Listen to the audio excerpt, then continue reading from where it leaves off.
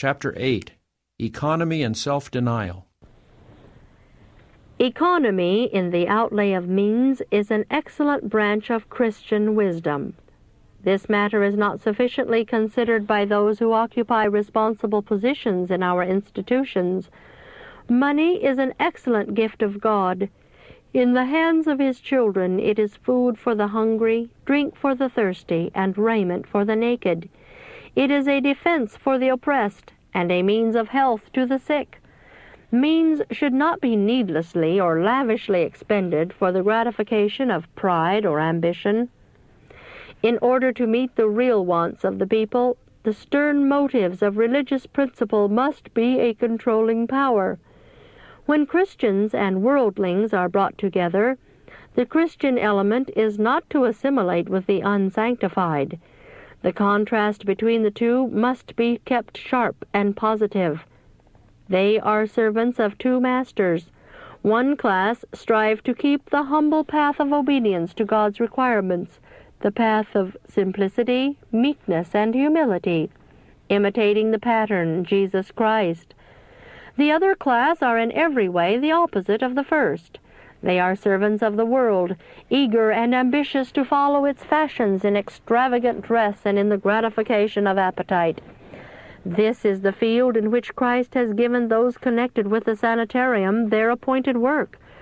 We are not to lessen the distance between us and worldlings by coming to their standard, stepping down from the high path cast up for the ransomed of the Lord to walk in. But the charms exhibited in the Christian's life, the principles carried out in our daily life, in holding appetite under the control of reason, maintaining simplicity in dress, and engaging in holy conversation, will be a light continually shining upon the pathway of those whose habits are false. There are weak and vain ones who have no depth of mind or power of principle, who are foolish enough to be influenced and corrupted from the simplicity of the gospel by the devotees of fashion. If they see that those who profess to be reformers are, as far as their circumstances will admit, indulging the appetite and dressing after the customs of the world, the slaves of self-indulgence will become confirmed in their perverse habits. They conclude that they are not so far out of the way after all, and that no great change need to be made by them. The people of God should firmly uphold the standard of right and exert an influence to correct the wrong habits of those who have been worshiping at the shrine of fashion, and break the spell which Satan has had over these poor souls. Worldlings should see a marked contrast between their own extravagance and the simplicity of reformers who are followers of Christ. The secret of life's success is in a careful, conscientious attention to the little things. God makes the simple leaf, the tiny flower, the blade of grass, with as much care as He creates a world. The symmetrical nature of a strong, beautiful character is built up by individual acts of duty. All should learn to be faithful in the least as well as in the greatest duty. Their work cannot bear the inspection of God unless it is found to include a faithful, diligent, economical care for the little things. All who are connected with our institutions should have a jealous care that nothing be wasted, even if the matter does not come under the very part of the work assigned them.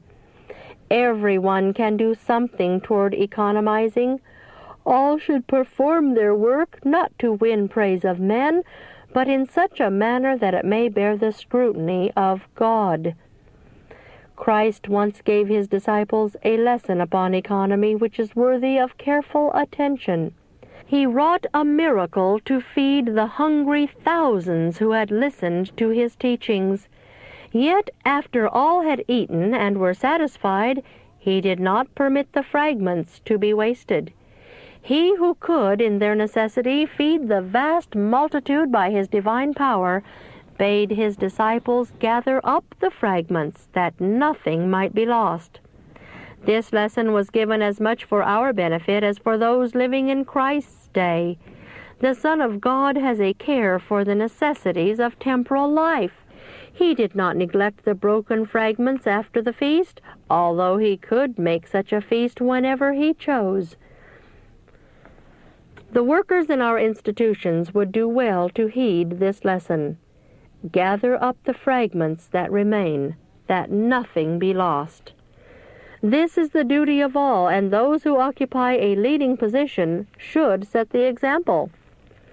Those whose hands are open to respond to the calls of means to sustain the cause of God and to relieve the suffering and the needy are not the ones who are found loose and lax and dilatory in their business management. They are always careful to keep their outgoes with their income. They are economical from principle. They feel it their duty to save, that they may have something to give. Some of the workers, like the children of Israel, allow perverted appetite and old habits of indulgence to clamor for the victory. They long, as did ancient Israel, for the leeks and onions of Egypt.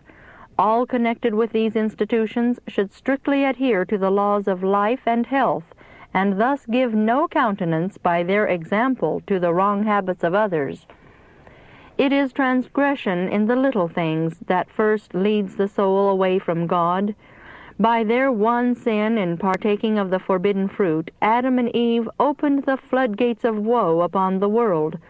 Some may regard that transgression as a very little thing, but we see that its consequences were anything but small. The angels in heaven have a wider and more elevated sphere of action than we, but right with them and right with us are one and the same thing. It is not a mean, penurious spirit that would lead the proper officers to reprove existing wrongs and require from all the workers justice, economy, and self-denial. It is no coming down from proper dignity to guard the interests of our institutions in these matters. Those who are faithful themselves naturally look for faithfulness in others. Strict integrity should govern the dealings of the managers and should be enforced upon all who labor under their direction. Men of principle need not the restriction of locks and keys. They do not need to be watched and guarded. They will deal truly and honorably at all times, alone, with no eye upon them, as well as in public. They will not bring a stain upon their souls for any amount of gain or selfish advantage. They scorn a mean act. Although no one else may know it, they would know it themselves, and this would destroy their self-respect. Those who are not conscientious and faithful in little things would not be reformed were there laws and restrictions and penalties upon the point. Few have moral stamina to resist temptation, especially of the appetite, and to practice self-denial. To some it is a temptation too strong to be resisted to see others eat the third meal, and they imagine they are hungry when the feeling is not a call of the stomach for food, but a desire of the mind that has not been fortified with firm principle and disciplined to self-denial. The walls of self-control and self-restriction should not in a single instance be weakened and broken down. Paul, the apostle to the Gentiles, says, "I keep under my body and bring it into subjection, lest that by any means, when I have preached to others, I myself should be a castaway." Those who do not overcome in little things will have no moral power to withstand greater temptations.